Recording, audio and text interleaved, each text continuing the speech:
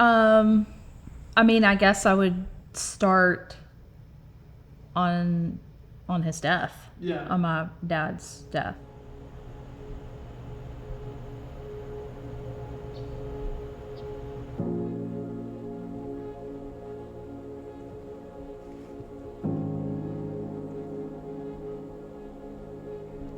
My parents got divorced when I was 8. I never had a deep relationship with him, but I so desired to have that and wanted a father to be around, but he was not around. And so that said to me, I don't love you enough to be there for you.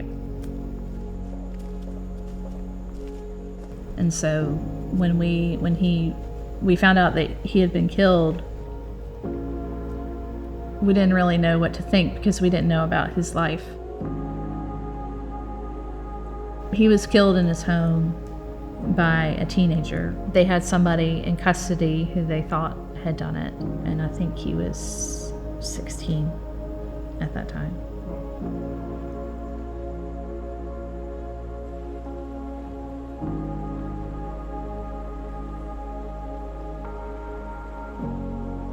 I think it was all just so overwhelming.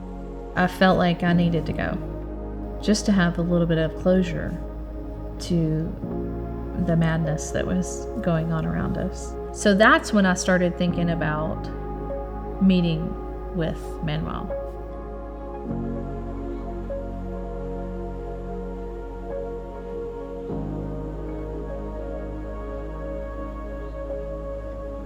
I walked into the room, and there he was.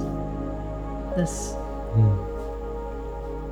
20-year-old kid who took somebody's life. The first thing I said to him, because I didn't know if it was going to come out otherwise, I said, if you don't hear anything else from me, I want you to hear this. Is that I forgive you. I said, I've done so many things in my life that were sinful, and I've never killed anybody, but my sin is the same as your sin.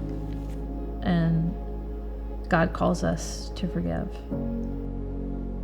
I think at that moment, I realized that I was not just forgiving him, that I was really forgiving my dad.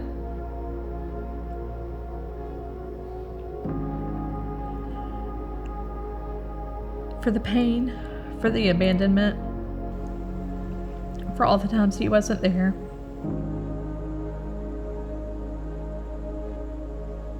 And Andres laid out the gospel, I'm sure beautifully in Spanish.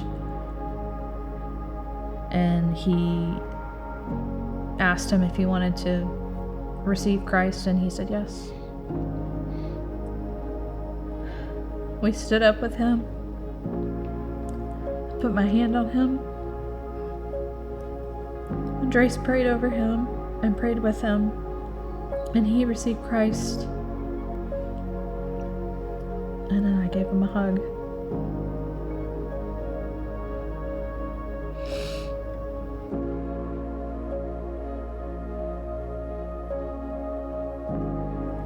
I remember he was saying, I want whatever she has. And we know that it's Jesus. Even for me, her obedience to be able to do that, it was very impactful for everybody in the room. It's a beautiful memory, to share the gospel, getting out of the comfort zone and really be the light and the salt, and it changed the way that we live for me. It done a lot for me.